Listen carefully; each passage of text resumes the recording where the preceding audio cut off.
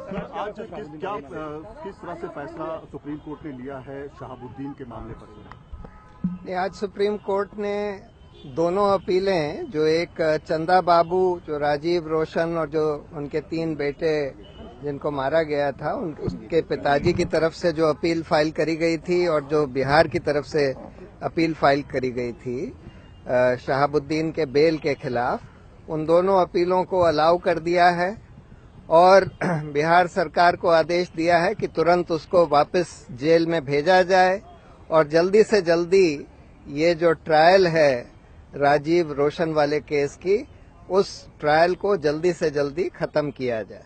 Sir, ये भी सवाल तमाम उठ रहे थे कि कटघरे में एक तरह से बिहार सरकार को और प्रशासन को, खासतौर से पुलिस को लगातार लगाई गई कि इस तरह से जो ट्रायल केसेस थे वो अभी तक पेंडिंग क्यों पड़े हुए हैं? अब उसके बारे में कोर्ट ने कुछ बोला है कि नहीं बोला, क्या बोला है, ये अभी नहीं पता, क्योंकि कोर्ट ने सिर्फ इतना अपना ऑपरेटिव आदेश पढ़कर सुनाया था कि उसकी बेल का जो ऑर्डर है उसको रद्द किया जाता है। बिहार सरकार को आदेश दिया जाता है कि तुरंत उसको वापस जेल में भेजा जाए और उसका ट्रायल जल्दी से जल्दी कंक्लूड किया जाए। सर, बचाव पक्ष ने कोई दलील रखी है इसके सामने? नहीं, अब क्या बचाव पक्ष दलील रखेगा? अब तो ये सुप्रीम कोर्ट का आदेश है कि उसकी बेल जो है खारिज हो गई है और उसको वापस जेल में जाने का आदेश हुआ। बड़ी चीज ये थी कि लगातार सुनवाई के दौरान सुप्रीम कोर्ट भी बिहार सरकार पर, उसके रवैये पर बड़े सवाल उठाता रहा कि आप आखिरी तक सोते रहे। जब लास्ट केस में बेल हो गई तो आपको ध्यान आया। तो इस केस में कहीं ना कहीं एक नजीर भी सुप्रीम कोर्ट ने ये भी सरकारों को चेताया है कि ऐसे केसों को गंभीरता से आपको लेना होगा। ये नहीं कि आप सिर्फ उस समय जब आपकी गर्दन फंस गई हो तब आप कोर्ट का रुख करें। नहीं, अब आदेश में इसके बारे में, बिहार सरकार के रवैये के बारे में क्या लिखा है ये मैं नहीं कह सकता, क्योंकि मैंने अभी जजमेंट नहीं पढ़ा है। लेकिन कोर्ट की हियरिंग के दौरान जरूर सुप्रीम कोर्ट ने फटकार लगाई थी गुजरात सरकार को कि भाई तुम लोगों ने तुरंत क्यों नहीं अपील करी इस आदेश बेल के ऑर्डर के बाद। तुम लोगों ने और जो बेल, इसको और केसेस में जो बेल मिल गई उसके खिलाफ क्यों नहीं अपील करी। तुम लोगों ने उसके जो केसेस स्टे हो गए उसको क्यों नहीं, उसके खिलाफ क्यों नहीं कुछ किया, वगैरह वगैरह। तो ये बिल्कुल साफ जाहिर है कि इसमें बिहार सरकार का रवैया भी ढुलमुल रहा है और इसका फायदा शहाबुद्दीन ने लिया है। लेकिन खैर, देर आए दुरुस्त आए, आखिर में चाहे चंदा बाबू की अपील के बाद ही क्यों ना करी हो, बिहार सरकार ने फाइनली शायद शर्म के मारे अपील करी सुप्रीम कोर्ट में और आज सुप्रीम कोर्ट ने चंदा बाबू की भी और बिहार सरकार की दोनों की अपील अलाउ कर दी और शहाबुद्दीन की बेल रद्द कर दी। इमीडिएटली जेल जाना पड़ेगा?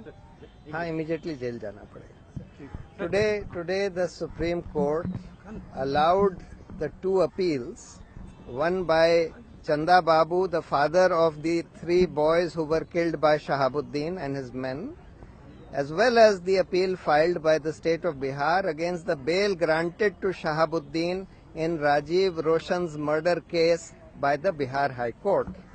The Supreme Court has directed that Shahabuddin be immediately taken into custody and back to jail, and have further directed the state of Bihar to ensure that the trial against him is proceeded with and concluded as soon as possible. Sir, despite the hearing which Bihar government was taken into task by the Supreme Court for its slumber.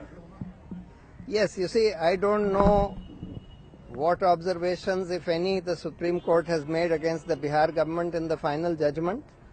But during the hearing of this case, the Supreme Court made its displeasure clear against the Bihar government for having waited for several days before appealing the bail granted to him in this Rajiv Roshan case, for not appealing the bail granted to him in the other cases, and for allowing, or rather not doing anything about the stay of trial of about 45 cases of Shahabuddin. So I hope that the Bihar government will take note of the observations of the Supreme Court and will now act to ensure that this kind of thing does not happen in future. that the stay of trials of his case is lifted, and of course we will be filing a fresh petition seeking his transfer outside Bihar, because in Bihar, as the record shows, in Bihar, Shahabuddin, even from inside the jail, runs his own empire, and it seems that the authorities of Bihar prisons are helpless against the power and the might of Shahabuddin, or are complicit with it.